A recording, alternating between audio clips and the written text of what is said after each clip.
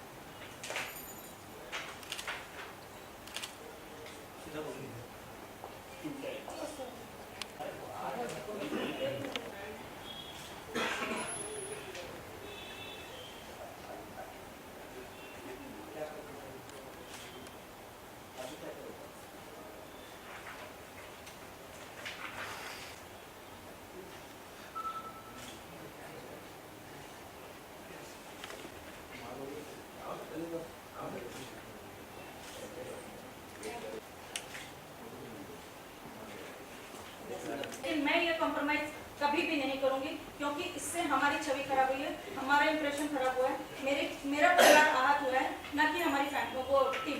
Indirect में ये कहा जा सकता है कि मतलब कोऑपरेट नहीं कर रही होगी। मैं आपको जो साउंड क्लिपिंग हमारे पास रिकॉर्डेड है वो मैं आपको शो करती हूँ, आप खुद डिसाइड कर सकते हो। आप चैनल में चलाइए, जिस तरह से आपने बाकी की चीजें दिखाई है ये भी दिखाइए, जनता डिसाइड करेगी, हमारा कानून डिसाइड करेगा। राकेश सावंत और मनीषा कुमारी को कहीं न कहीं पनिश किया जाएगा प्रोसिक्यूशन के द्वारा, क्योंकि उन्होंने गलत एविडेंस कोर्ट के सामने डाले हैं, जो कि अपने आप में काफी सत्य है। और ये भी मैं दावे के से कहना चाहिए था कि ऐसा हुआ, ऐसा आपने क्यों किया मेरे साथ, लेकिन वो कहने के बजाय उसने क्या कहा है, उसके कटआउट क्यों नहीं लगे, तो ये अपने आप में। और ऑनरेबल सेशन कोर्ट ने जेडब्ल्यू मैरिलो की सीसीटीवी का काम कोई होगा नहीं। एक सेकंड, आप कानून मुझे करना ही पड़ेगा, वरना धक्के खाएंगे कानून की। वो जो गलत है सो गलत है ना। अगर समय रहते उसके ऊपर अंकुश लगाया गया था, जैसा कि उसने समय पे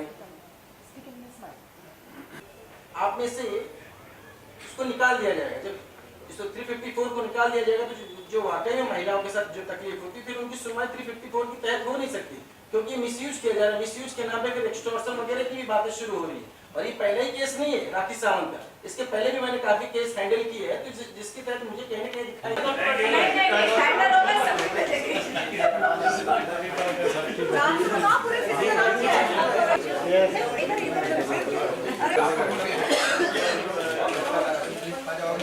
हम सब एक है।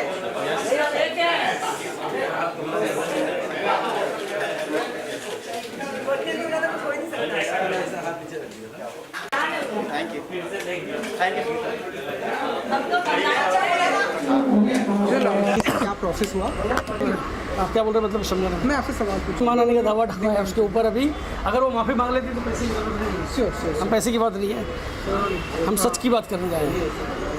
सचिंदर जी, जेडब्ल्यू मैरिट में जो कुछ भी हुआ सारी दुनिया ने देखा, सब कुछ है। अब आगे के क्या कुछ प्रोसेस है, आप लोग क्या कर रहे हैं? प्रोसेस इसलिए मैं आज यहाँ पे हूँ, जी, मैंने कानून का सहारा लिया और उन्होंने केस किया था जो कि एक झूठा केस था। जिस टाइम की बात और जिस वक्त की बात उन्होंने की थी उस वक्त मैं कहाँ था, सारे सबूत मैंने कोर्ट को दे दिया है। और कोर्ट ने जो है सीसीटीवी फुटेज मांगा है पुलिस से, पुलिस अपनी कार्रवाई करेगी। लेकिन सच का सच सामने आ गया है, सारी चीज़ें मीडिया ने देख ली है, आपने भी देखा, मैंने दिखा दिया है, तो मुझे ज़्यादा कुछ कहना नहीं है। बस मैं चाहता हूँ कि इस तरह की पब्लिसिटी का हथकंडा नहीं अपनाना चाहिए जिससे किसी के कैरियर पे, किसी की इज्जत पे दाग लगे। मनीषा और राखी सावंत उसके बाद से सामने आई? ये लोग आए सामने? नहीं, मेरे साथ तो नहीं, वो सामने नहीं आए हैं, लेकिन मेरे प्रोड्यूसर के संपर्क में हैं वो लोग। अच्छा। और प्रोड्यूसर से जब उन्होंने बात की तो प्रोड्यूसर से उन्होंने कुछ डिमांड रखा या क्या किया, या प्रोड्यूसर ने मुझे 2-3 बार बोला कि सर वो केस ख़त्म कर देते हैं, और उनको सामने लेके आओ, बैठ के बात करते हैं। लेकिन जो मेरी इज्जत पे दाग लगी या मेरे को जो बदनामी किया आपने पूरे देश के सामने चिल्ला के थप्पड़ मारा और पूरे मीडिया ने देश को दिखाया है, तो उसका क्या? तो उसके लिए मैं ये चाहता कि राखी सावंत जो है, जिस तरह से वो इतना बड़ा हंगामा करी थी और इतना मीडिया में सामने आके बोली थी, अब मीडिया के सामने आके क्लियरिफिकेशन दे दे जी बिल्कुल कि सच क्या है। और मनीषा का क्या करेंगे? जिन्होंने मनीषा को मैं जानता नहीं, मनीषा को मैं सिर्फ बोला ना, आपको ना नंबर है, ना उसने कभी मुझसे बात की, ना मैंने कभी उससे बात की। वो 2 बार मुझे राखी सावंत के फ़ोटो शूट में मिली थी, जो सच है 100%, और एक क्रोमा की शूटिंग थी, उस दिन आई थी। और जिस दिन राखी सावंत की तबीयत ख़राब थी, मैं हॉस्पिटल में देखने गया तो उस दिन उसे देखा था। मेरी उनके साथ पर्सनल कोई कन्वर्सेशन नहीं है। वो अचानक स्टेज पर कैसे आ गई, ये मेरे लिए सरप्राइज़ था। आपने देखा होगा मैं हंस भी रहा था, और राखी सावंत ने बोला कि यार एक आदमी को थप्पड़ पड़ने के बाद भी हंस रहा है। तो उसका जवाब मैं राखी सावंत को देना चाहता हूँ कि राखी जी, कभी कभी होता है ना, जो आदमी बड़ा होता है तो बच्चे की बचपने पे जो है ना हंसता ही है। हम संस्कारी फैमिली से, हमें सिखाया जाएगा 3 आदमी से कभी उलझो मत।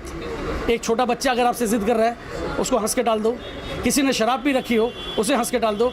और कोई मेंटली डिस्टर्ब है, वो आपके साथ बदतमीजी कर रहा था, तो उसे हंस के टाल दो। तो मैं हंस के टाल रहा था कि मजाक हो रहा है। मैंने, आपने देखा होगा, स्टेज पे राखी को समझाने की भी कोशिश की, पूरी मीडिया देख रहे थे, मैं उसे बाहर करने की भी कोशिश कर रहा था। मैं बोला इस प्रोग्राम के बाद बात कर लूँगा, लेकिन उसने बदतमीजी कर दी। अब ये नागवार गुजर गया, मेरे को पूरे देश ने देखा है, पूरे देश के सामने बदतमीजी की है उन्होंने। मेरा पूरी परिवार आहत है इससे, पूरा परिवार दुखी है, इसलिए मैं आप लोगों के सामने आया हूँ।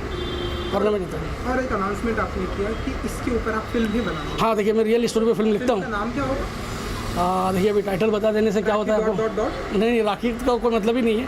एक कंट्रोवर्सी गर्ल्स जो ऐसी हरकतें करती है, या जो भी कंट्रोवर्सी के लिए कहाँ तक जा सकती हैं, वैसी एक कहानी होगी। कि 3 दिन जब मैं मीडिया से गायब रहा, तो 3 दिन तक राइटर खाली बैठता नहीं, तो मेरे दिमाग में वो कहानी चल रही थी कि कैसे इसे लेके आऊँ। तो मुंबई कैंट डांसला के बाद मैं जल्दी ही उसे शुरू कर रहा हूँ। मेरे प्रोड्यूसर भी मुझे मिल गए। हम सब्जेक्ट की तलाश में थे, शायद ये होना था, एक सब्जेक्ट मिलना था जिससे एक रियलिटी सामने आएगी। Thank you so much.